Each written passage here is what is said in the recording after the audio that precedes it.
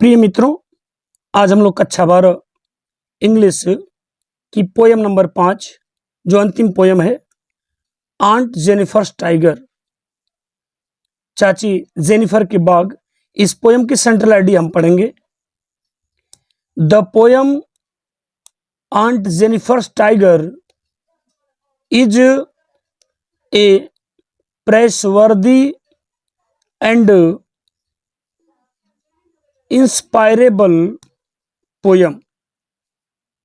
The poem यानी poem बता दिया, आंट जेनिफर टाइगर्स यानी आंट जेनिफर्स टाइगर्स पोयम एक प्रशंसनीय और प्रेरणादायक पोयम है।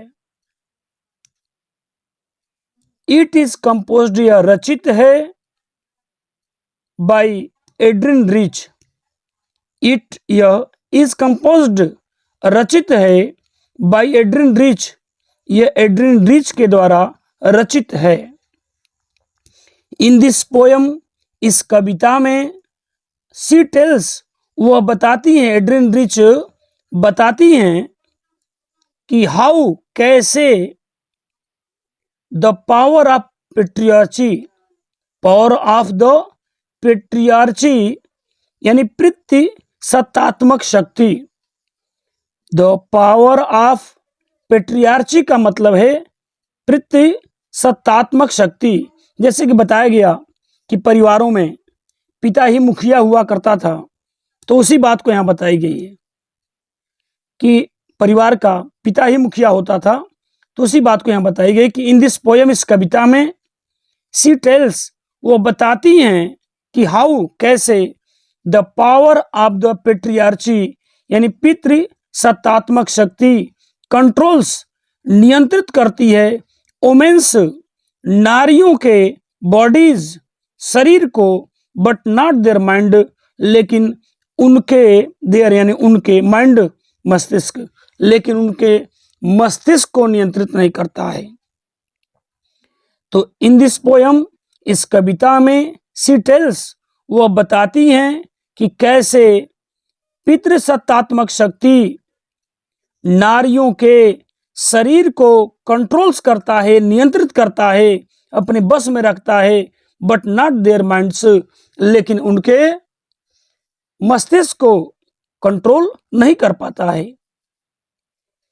सी टेल्स, वह बताती हैं, दैट कि ओमेन यानी नारियां, रिमेन स्लेव्स, गुलाम बनी रहती हैं। सी टेल्स, वो बताती हैं, दैट कि ओमेन रिमेन स्लेव्स यानी नारियां गुलाम बनी रहती हैं, आप मेल्स, पुरुषों की।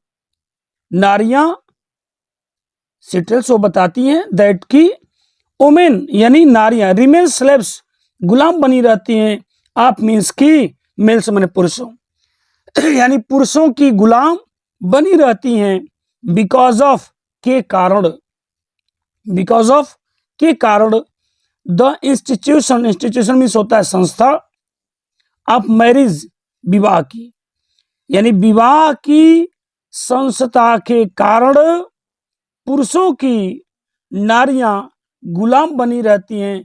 इस बात को सी टेल्स, वो बताती हैं, या वह बताती हैं कि विवाह रूपी संस्था यानी विवाह की संस्था के कारण, बिकॉज ऑफ का मतलब के कारण, तो विवाह की संस्था के कारण नारियां पुरुषों की गुलाम बनी रहती हैं। यानी यहाँ जो पोर्टेस हैं, कवित्री एड्रिन रिच कहती हैं कि दे हैव रिमेंड, यानी नारियों की बात हो रही है कि दे हैव रिमेंड, वे बनी रही हैं, ऑब्जेक्ट, वस्तु, इन द हैंड्स, हाथों में, ऑफ मेल, पुरुषों के, थ्रू ऑल हर लाइफ, अपने पूरे जीवन, यानी वे अपने पूरे जीवन पुरुषों के हाथों की वस्तु बनी रही हैं, या कह लें कठपुतली बनी रही हैं। यानी पुरुष जैसे चाहा नारी को उस तरह से रखा समाज में, उसी की बात बताई गई। The poem makes this point, कविता इस बात को बताती है, बाय रिप्रेजेंटिंग दिखा करके द वाइल्ड जंगली, इंटरेस्टिंग, रुचिकर, पावरफुल, शक्तिशाली टाइगर्स। एम्ब्रॉयडर्ड मतलब कसीदाकारी की गई, बाय आंट जेनिफर, चाची जेनिफर के द्वारा। तो क्या हो जाएगा, चाची जेनिफर के द्वारा कसीदाकारी की गई जंगली, रुचिकर, शक्तिशाली बाघों को दिखाकर, बाय रिप्रेजेंटिंग, दिखा करके पोयम इस बात को बताती है। यानी ऊपर जो बातें दी गई उनकी बातें की जा रही हैं। पोयम इस बात को बताती है, इस बात को कहती है। एंड और कंट्रास्टिंग, और पोएट क्या कर रही हैं, पोएटिस क्या कर रही हैं, कंट्रास्टिंग, तुलना कर रही हैं, देम, उनकी यानी बाघों की, विद आंट जेनिफर, चाची जेनिफर के साथ, हरसेल्फ, स्वयं। यानी कवित्री क्या कर रही हैं, कंट्रास्टिंग, तुलना कर रही हैं, देम, उनकी मतलब बाघों की, विद एंड जेनिफर हरसेल्फ, स्वयं चाची जेनिफर के साथ उनकी तुलना करती हैं। और तुलना करके बताना चाहती हैं कि जो एंड जेनिफर के बाघ हैं वे किसी से डरते नहीं हैं, लेकिन चाची जेनिफर की लाइफ जो है एक भयभीत जीवन व्यतीत कर रही हैं।